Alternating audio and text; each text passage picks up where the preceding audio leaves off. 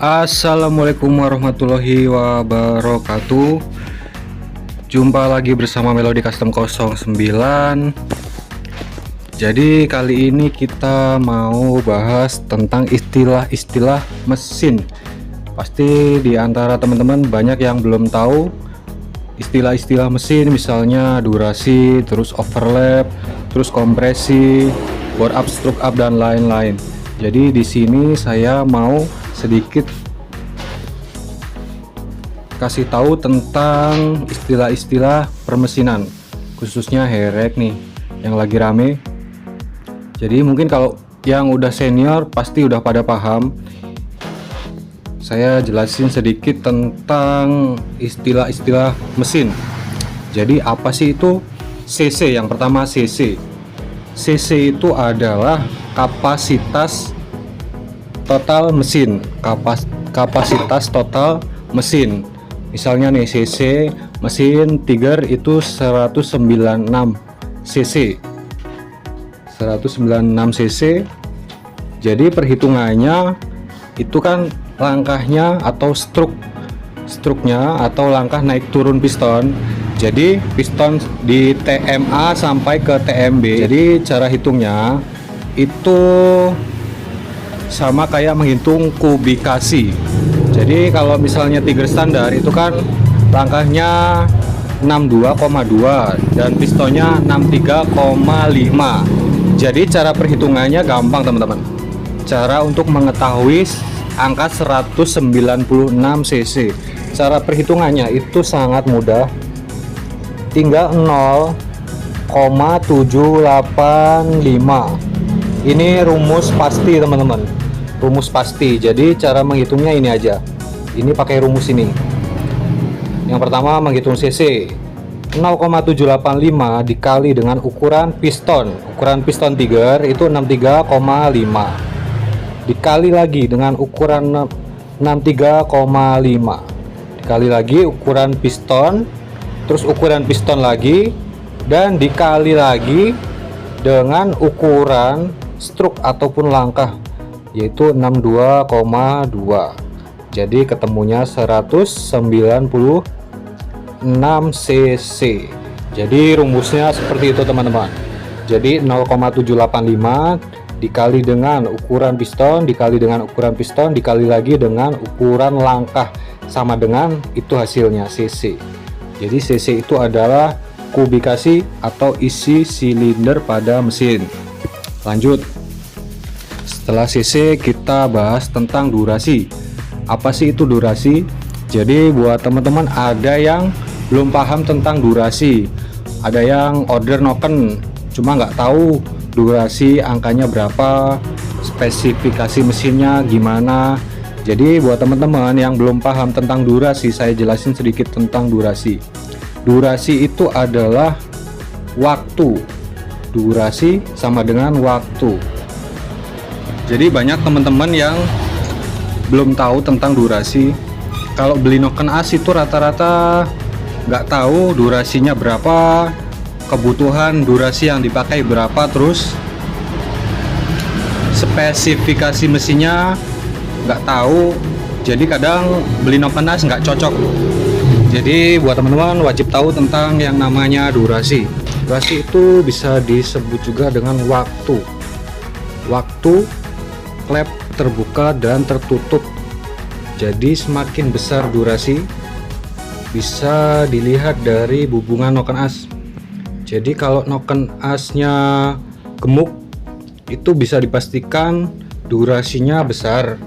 Terus kalau noken asnya kurus itu biasanya durasinya kecil, atau waktu buka tutupnya dia cepat, dan ini waktu buka tutupnya lama. Jadi klep terbukanya dia lama, waktunya lebih lama dan lebih singkat. Jadi ini ada kelebihan dan kekurangannya. Pertama saya bahas kelebihan yang durasi kecil. Kalau durasi kecil itu tenaga bawah dia bakalan liar, tenaga bawah dia powerful, tapi di putaran atas dia lemah karena klepnya terbuka terlalu cepat dan menutup terlalu lambat, mengakibatkan dia dan klepnya terbukanya sangat singkat, mengakibatkan pasokan bahan bakar kurang di putaran atas, mengakibatkan RPM-nya dia stuck, jadi nggak bisa naik lagi.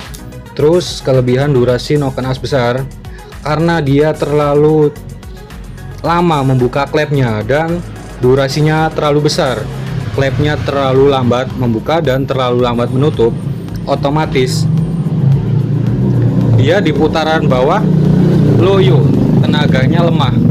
Karena apa? Karena bahan bakar yang masuk terlalu banyak ataupun over. Jadi kalau terlalu banyak dia nggak efisien pada putaran bawahnya, jadi proses bilasnya nggak efisien, jadi pembakarannya ngaco di putaran bawah. Cuma di putaran menengah ke atas dia powerful, dia oke, tenaganya bagus, ngisi terus karena klepnya terbuka lebih lama, terbuka. Jadi klepnya lama terbuka, makanya bahan bakar masuknya bisa lebih banyak dan menghasilkan pembakaran yang baik pada putaran atas. Setelah durasi, jadi durasi seperti itu teman-teman. Durasi itu adalah waktu lamanya terbukanya klep. Jadi semakin lama klep terbuka, semakin bagus di putaran atas, semakin cepat klep terbuka, dia bagus di putaran bawah. Jadi ada kelebihan dan kelemahannya masing-masing. Lanjut kita bahas tentang kompresi. Kompresi itu adalah udara yang dipadatkan. Jadi di dalam silinder ini kan ada TMA dan TMB. Jadi kalau udara yang dipadatkan itu dari TMB ke TMA, terus dipadatkan ke area kubah ini teman-teman. Udaranya ditekan di area kubah ini yang namanya kompresi atau udara yang dipadatkan, dan nanti akan disulut api dari bagian busi, menghasilkanlah ledakan yang mendorong piston bergerak naik turun ke bawah dan menjadikannya sebuah putaran. Jadi mengubah tenaga panas menjadi gerak. Terus apa yang dinamakan rasio kompresi?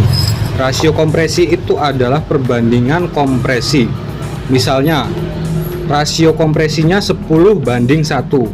Jadi 10 misalnya anggap aja ini 1 gelas. 10 gelas isi bloknya dibanding dengan 1 gelas isi kubahnya. Jadi itu yang disebut 10:1. 10 gelas dibanding dengan 1 gelas. Kalau 13:1, 13 gelas dibanding dengan 1 gelas. Jadi semakin tinggi perbandingannya atau semakin tinggi rasio kompresinya, itu akan lebih efisien, tenaganya lebih besar. Cuma ada kelemahannya, semakin tinggi kompresinya, semakin efisien, akan menghasilkan panas yang berlebih. Makanya kalau semakin tinggi kompresinya, kita harus membutuhkan oktan bahan bakar yang lebih tinggi. Jadi kuncinya biar motor nggak panas, kalau kompresi motor teman-teman itu tinggi, usahakan sesuaikan dengan bahan bakar yang dipakai. Jadi teman-teman harus tahu kompresi mesin teman-teman itu berapa. Jadi kalau bikin mesin usahakan di buret, jadi biar tahu perbandingannya. Cara menghitung kompresi itu sangat mudah. Kita tulis di sini teman-teman.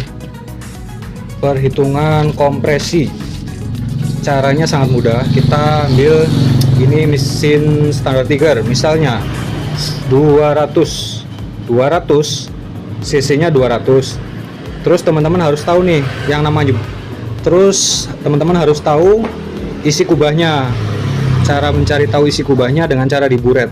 Jadi isi kubahnya ini kalau Tiger standar biasanya 25.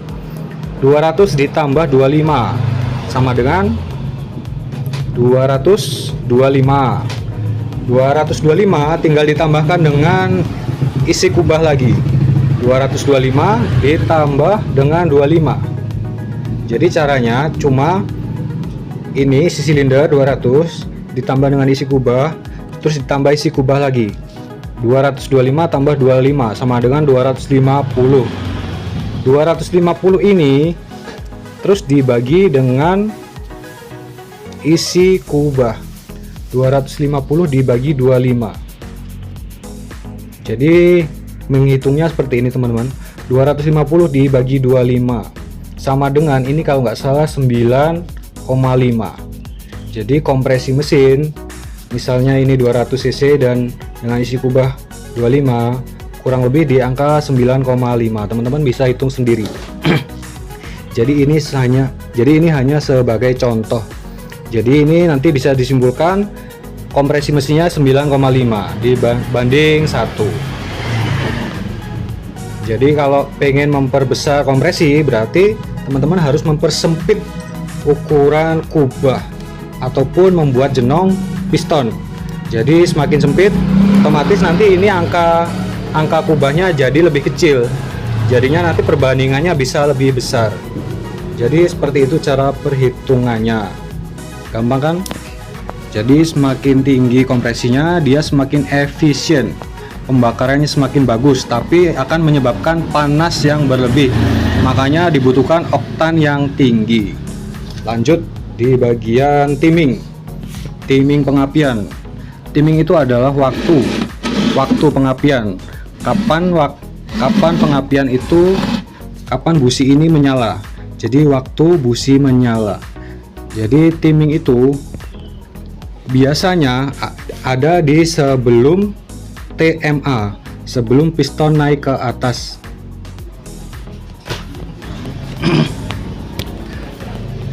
Sebelum piston naik ke atas.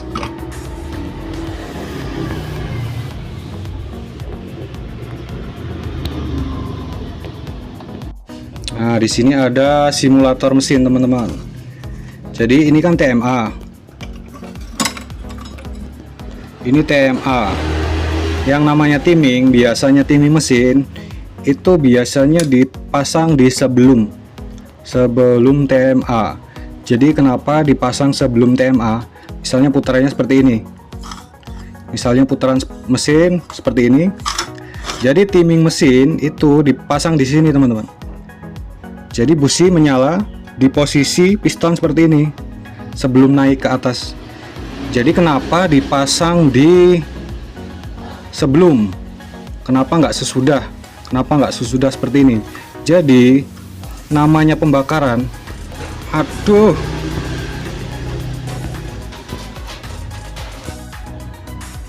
Jadi namanya pembakaran itu dia membutuhkan waktu. Jadi ketika busi menyala untuk merembet atau menyebar ke seluruh area piston, dia membutuhkan waktu. Makanya itu pengapian dibikin TMA atau dibikin sebelum TMA. Jadi pas nanti TMA dan piston mulai turun, itu pembakarannya dia mulai sempurna dan mendorong piston ke bawah. Makanya pengapian atau timing itu dibikin sebelum TMA. Jadi ketika setelah TMA dia pembakarannya mulai menyebar dan sempurna. Jadi mendorong piston ke bawah. Jadi makanya dipasang di sebelum TMA. Terus lanjut yang namanya stroke up. Pasti di sini teman-teman udah pada tahu tentang stroke up. Stroke up. Jadi stroke up itu dia merubah titik pusat big pen atau big end. Jadi menggeser lebih keluar. Pasti teman-teman udah pada paham yang namanya stroke up.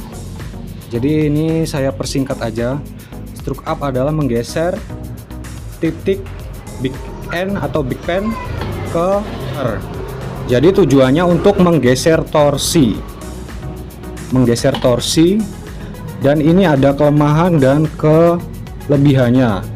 Kelebihannya yaitu power ataupun torsinya dia lebih besar, tapi dia RPM-nya bakalan turun karena gesekannya terlalu banyak, makanya RPM-nya nggak bisa diajak ke RPM lebih tinggi atau RPM terlalu tinggi. Tapi kelebihannya torsinya dia besar, jadi tenaganya bakalan gede dari putaran bawah sampai atas. Cuma ya kelemahannya itu dia nggak bisa diajak bermain di RPM tinggi.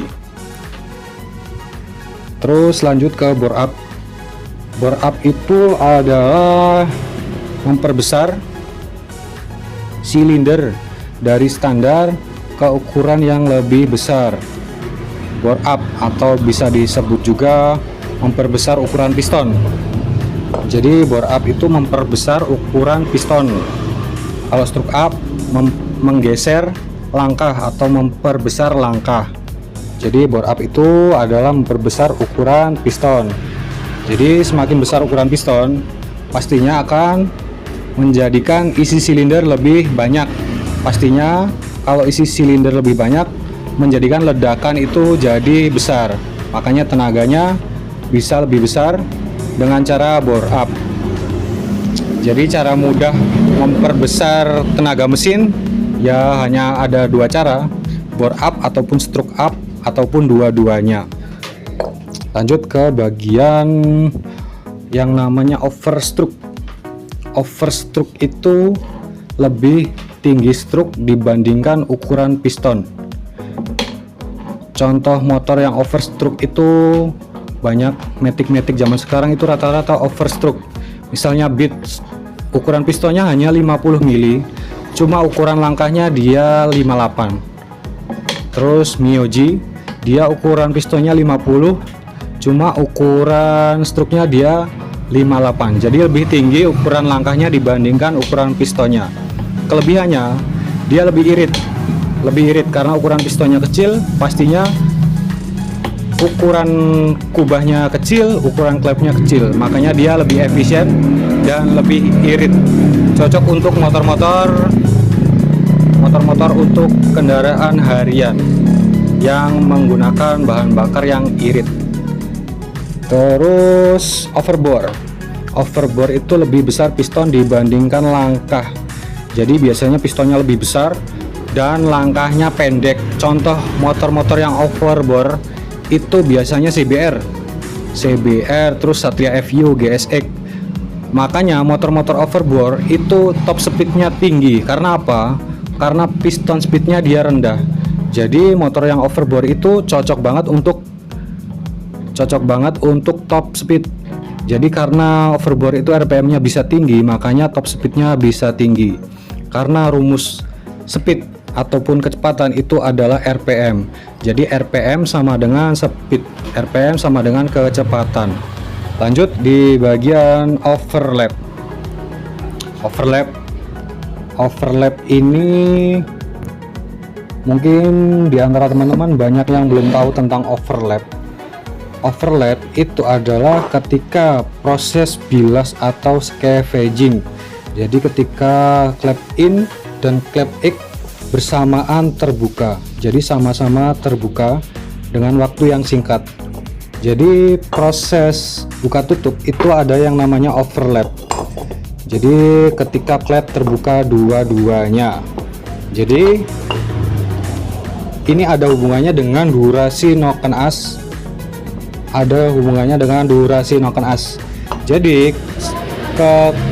Jadi kalau overlapnya tinggi, teman-teman bisa cek atau bisa cobain ketika posisi terpasang semua, terus noken asnya diputer sampai klepnya terangkat in dan X.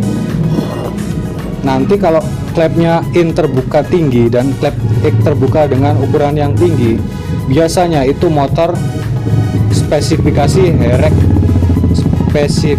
herek. Biasanya rata-rata di atas 3 mili overlapnya. Jadi motor-motor yang dibutuhkan tenaganya RPM tengah dan atas, overlapnya tinggi.